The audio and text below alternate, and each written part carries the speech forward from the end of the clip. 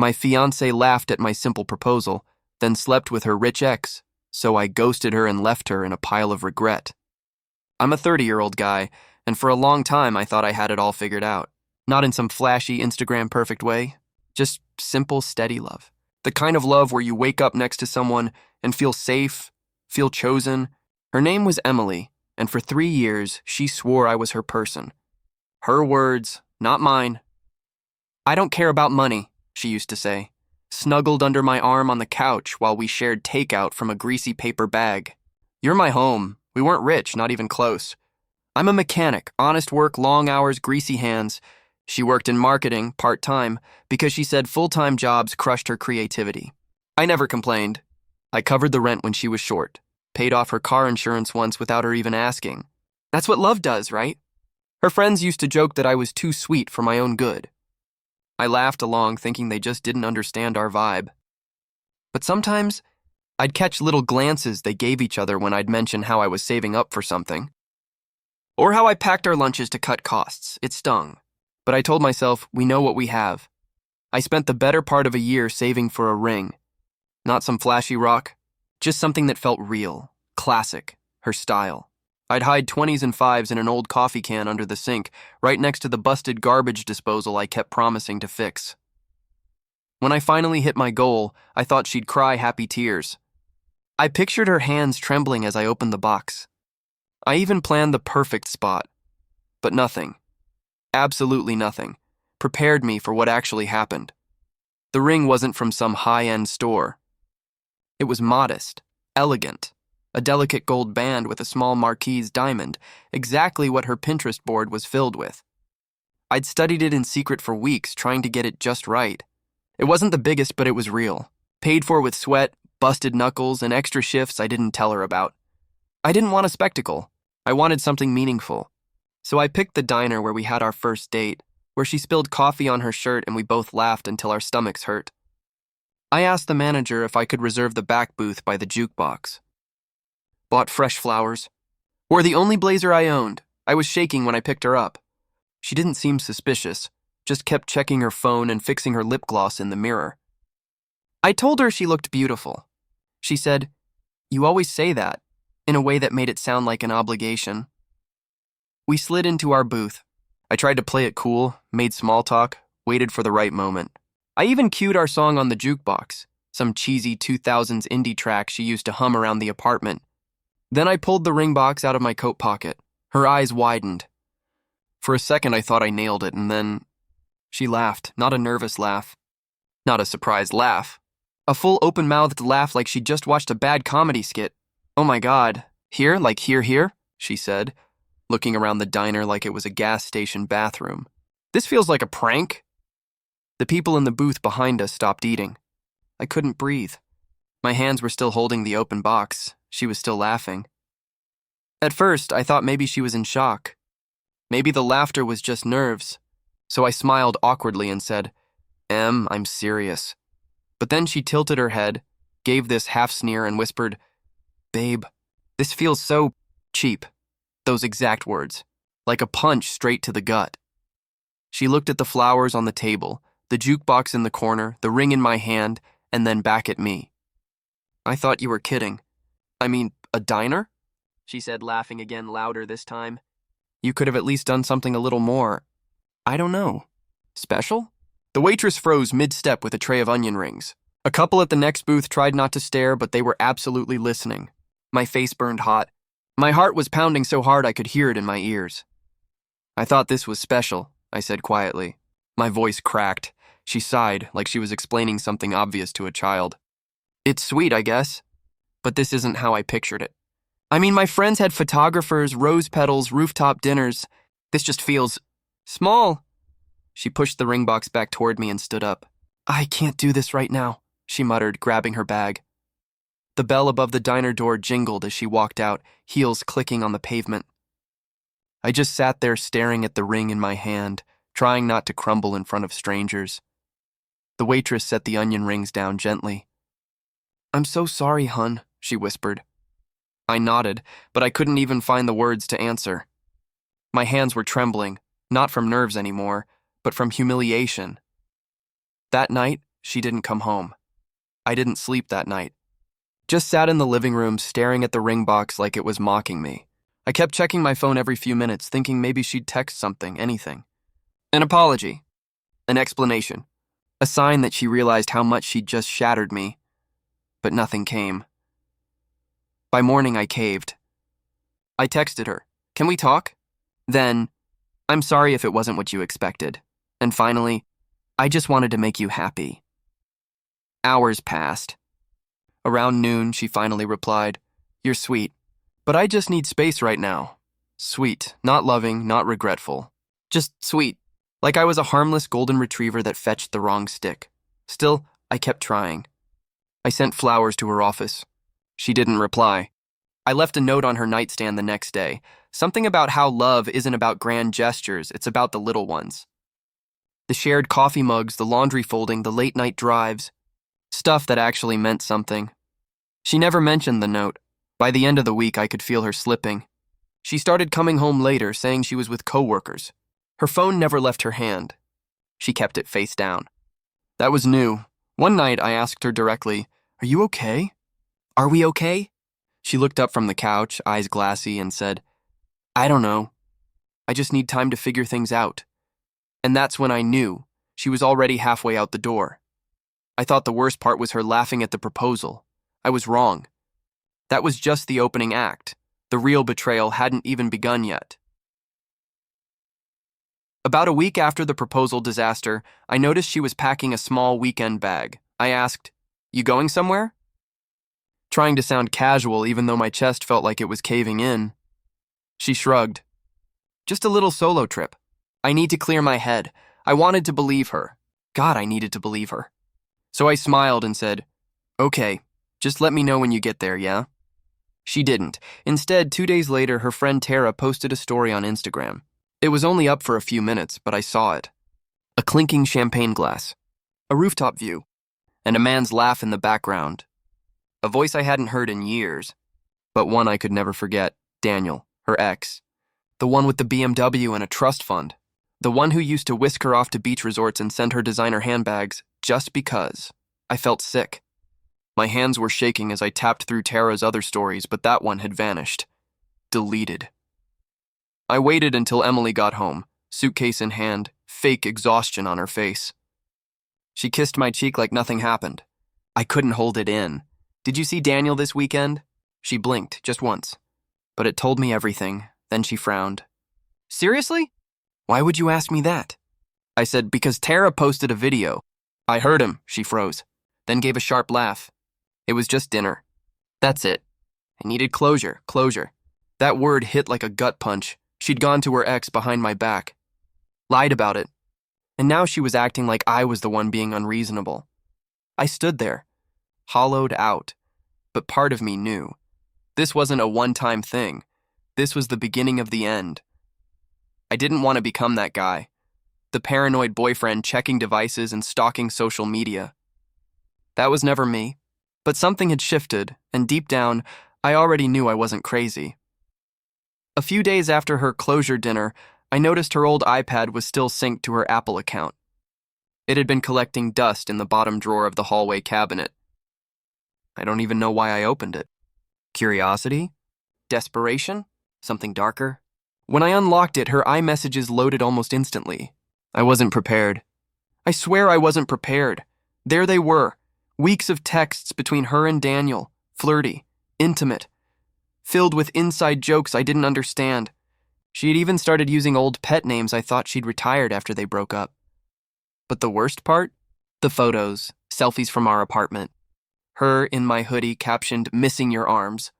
Another one of her blowing a kiss from our bedroom mirror. I scrolled further and saw one from the night I proposed. She'd sent him a picture of the ring with the message, "Can you believe this is what he thinks I deserve?" That one broke me. I dropped the iPad. It hit the floor with a soft thud, and I just stood there, staring at the cracked screen like it was some shattered version of the future I thought we had. When she got home that night, I couldn't even speak. She asked what was wrong, but I just shook my head. "Nothing," I said. Absolutely nothing. But inside I was done. Not because she cheated, though she had, but because she mocked me, and I knew right then. She didn't just break my heart. She stepped on it like it was trash under her designer heel. The next morning, I didn't go to work. I just sat in the kitchen, staring at my cold coffee while she got ready like it was a normal day, curling her hair, singing to herself in the mirror, humming that same song I used on the jukebox the night I proposed. The audacity of it made my stomach turn. When she came out of the bedroom, I was waiting. The iPad was on the table. I had pulled up the thread, the messages right there, front and center. She saw the screen before I said a word. Her smile dropped. "You went through my stuff?" I scoffed. "That's your first concern?" Not what I found, but how I found it. She stood frozen for a second, then slowly sat across from me. "Okay," she said, folding her arms. "Yes, I've been talking to Daniel, but it's not what you think." I stayed silent. I let her dig her own grave. He reached out to me months ago. At first, I ignored him. But then you started working all those late shifts. You were always tired, always stressed. I felt lonely. I stared at her, stunned. "So you flirted with your ex? While I was out there breaking my back to build a future for us?" She blinked like she couldn't understand why I was hurt. I needed to feel like someone wanted me again. You were always so focused on saving, working, planning. I missed being seen. That's when it hit me. She didn't regret cheating. She regretted getting caught. "You didn't want to be seen," I said. "You wanted to be worshipped." She flinched but didn't deny it. That was the last real conversation we ever had as a couple. After that day, something inside me just shut off. I didn't scream. I didn't cry. I didn't ask her to stay. I simply stopped speaking, stopped reacting. It was like someone had flipped a switch and drained all the color out of me. She moved around the apartment like it was business as usual, putting dishes in the sink, scrolling on her phone, watching her dumb reality shows with fake laughter. But I could feel it, the panic building behind her calm facade. She wasn't used to me being silent. She was used to me fixing everything. But not this time. For the first time in our relationship, I didn't chase, didn't beg, didn't try to talk her into staying. She texted me from the bedroom one night, "Can we talk?" I left it on read. Another message came hours later. "I didn't mean for it to go this far. You've been distant for months." Still, I said nothing. I started sleeping on the couch, just to make things clearer. I didn't want her near me. I didn't want to smell her shampoo or feel the warmth of the person who turned me into a punchline. After 4 days of silence, she asked, "Are we really going to pretend like this isn't happening?" I looked at her, truly looked at her, and said flatly, "It already happened." No yelling. No drama, just the quiet truth. She looked like she wanted to cry, but nothing came. Maybe she thought tears would work the way they used to, but I had nothing left to give her, and she was starting to realize. This time I wasn't coming back. A week after I went silent, I moved out. No warning. No long goodbye. No dramatic scene. Just a note on the fridge that said, "Take care of yourself. I'll be gone by the time you wake up." And I was. I'd packed everything that was mine. Clothes, tools, the stupid coffee mug she got me that said, "Best future husband." I left the ring on the kitchen counter, right next to the note. No box, no explanation. Just metal. Cold. Unwanted. I stayed at my buddy Nate's place across town. Cramped apartment, creaky floors, weird smell coming from the fridge, but it felt like peace. The kind of peace I didn't know I'd been missing for months. At first, she didn't even notice I was gone. Or maybe she pretended not to. But then the text started. "Where are you? Can we please talk? I didn't mean to hurt you. You just don't understand how it felt to be so emotionally neglected." Neglected. That word made me laugh out loud. I had bled myself dry trying to make her feel secure, loved, taken care of. And she used my exhaustion as her excuse for betrayal. I didn't respond. Not once. Then came the voicemails. Tears, apologies, confusion. She tried the guilt route next. "I made a mistake. But you're not perfect either." Still, I said nothing. And then came the real kicker. A picture of us from 2 years ago captioned, "Do you really want to throw all this away?" But what she didn't get was, she already had. What I was throwing away wasn't love. It was dead weight. And for the first time in years, I was light enough to breathe. Just when I thought the worst was behind me, life hit me with a new kind of burn. It was a Saturday night, and I was helping my younger brother move into his new apartment. We were unloading boxes when he casually said, "Hey, didn't Emily say she needed space or something?" I froze mid-step. Yeah, why? He hesitated. Pretty sure I saw her at that rooftop bar on 5th last night. With some guy, tall, real slick-looking dude in a suit. My stomach dropped. Was it Daniel? He gave me a tight nod. Yeah, that's him, right? The finance guy? I didn't say anything. Just stood there holding a box like it suddenly weighed 100 pounds. He must have sensed it because he pulled out his phone. I took a few pics from the party. Didn't realize she was in them until this morning. He scrolled and showed me one. There she was, Emily, laughing, drink in hand, her body pressed into Daniel's like they were back in some twisted honeymoon phase. Her arm was around his waist. His hand was low on her back, no remorse. No hesitation, just comfort. She told me she needed space, told me she needed time, told me she missed me. And there she was, playing house with the man she once swore was a toxic mistake. It wasn't just betrayal. It was theater. She'd played me like I was the intermission, something to fill the silence between acts. And I realized then. She never regretted cheating. She only regretted losing control of the one person who would have given her the world. Something snapped in me that night, not in a rage-filled, destructive way. It was colder than that, calmer, like a light going out in a room I didn't need anymore. She'd made her choice. She chose money over meaning, image over intimacy. She could have Daniel's rooftop parties, his tailored suits, his fake smiles. I hoped she enjoyed them, because she'd never see me again. I blocked her number, deleted every message, nuked my social media accounts, changed my email, even sold my car and bought a used truck under a friend's name just so she couldn't trace me through the plates. Then I quit my job. My boss didn't understand, but I didn't owe him an explanation. I picked up contract work instead, odd mechanical gigs, working out of garages, fixing bikes, tuning engines. Quiet work, honest work, no digital trail. I didn't tell my family where I moved. I didn't tell anyone except Nate, and even he only got half the truth. I started using a different name on freelance jobs. Rented a basement room from an old man who didn't ask questions. The mattress was lumpy. The heater wheezed at night, and I loved every second of it because she couldn't find me, and that was the point. She kept texting Nate and mutual friends. The messages always followed the same pattern: guilt, nostalgia, then bitterness when no one answered. I heard she even tried showing up at my old job once. They told her I'd gone off the grid. Good. I wasn't hiding. I was healing. She thought I was weak because I walked away without screaming.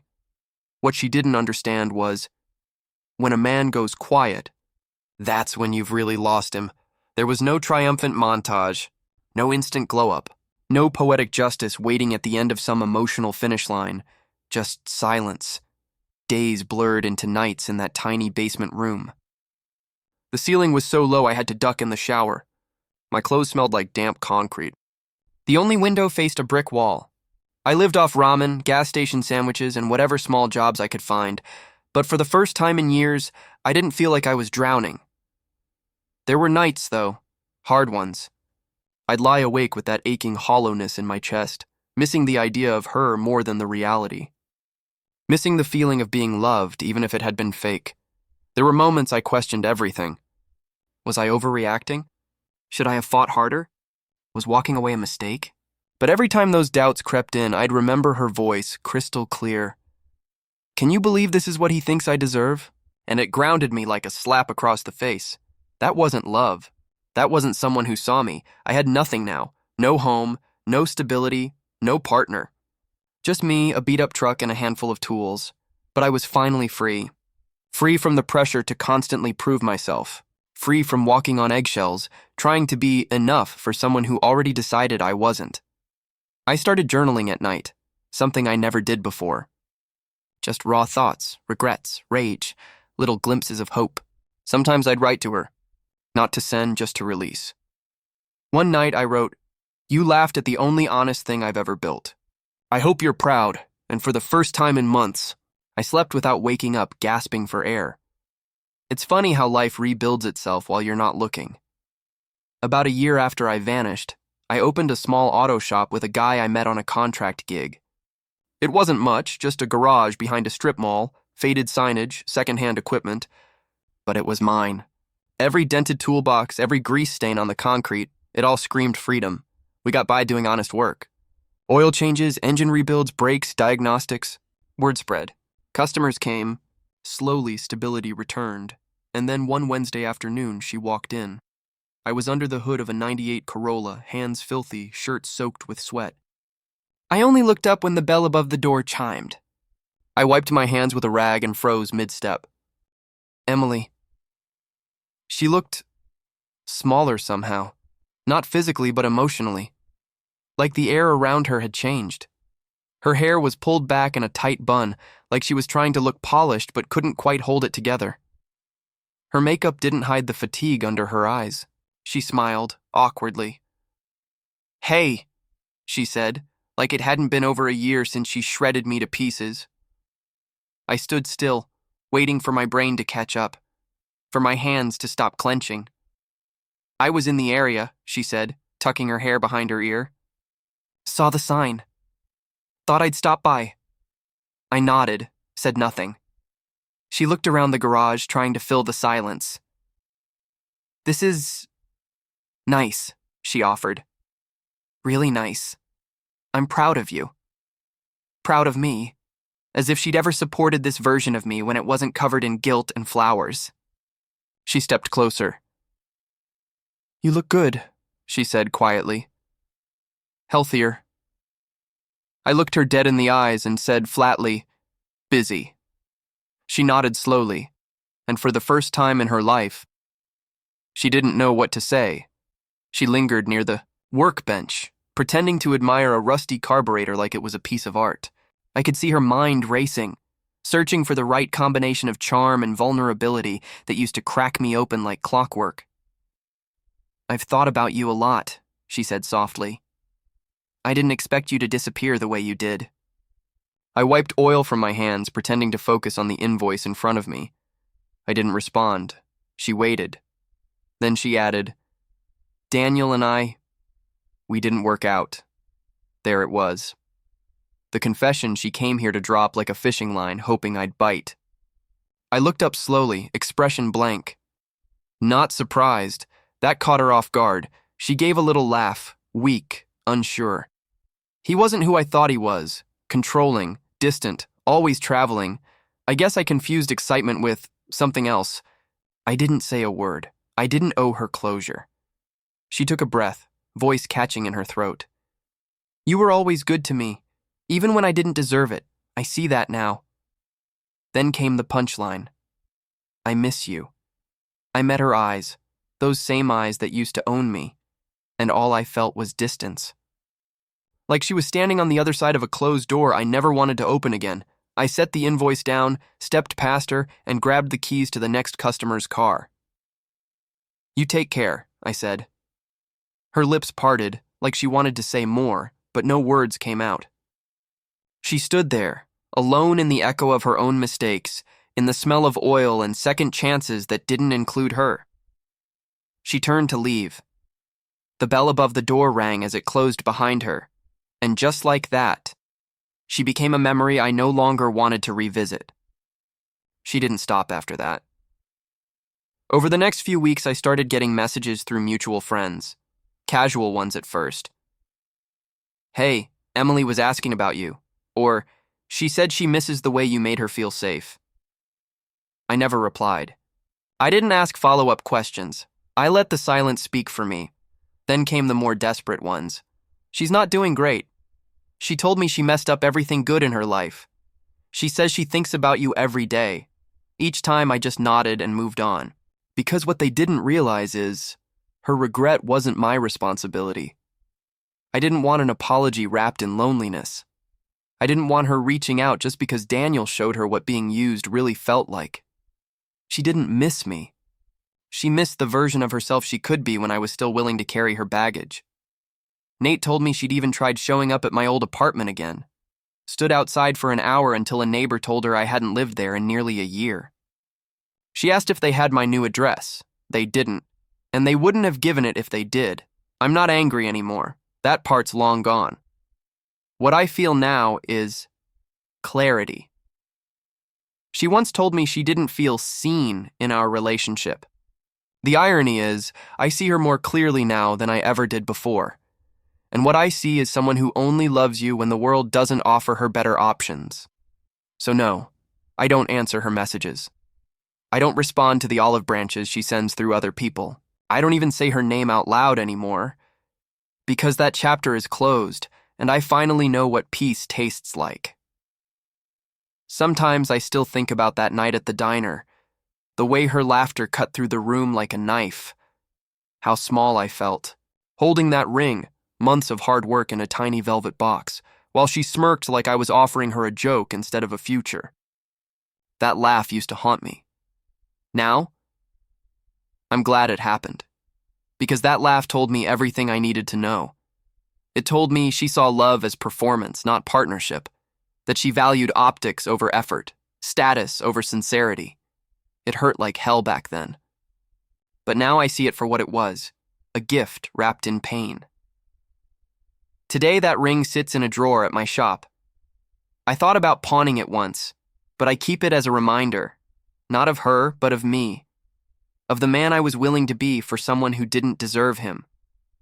I've rebuilt everything from the ground up. My shop is growing, my peace is steady. I even met someone recently, someone who doesn't care that I don't wear suits or own a penthouse. She brings me lunch in grease-stained Tupperware and thinks the calluses on my hands are sexy. And Emily? She's still out there, probably scrolling through old photos and telling herself she made a mistake. Maybe she thinks she lost something rare. Maybe she finally realizes that love isn't supposed to be impressive.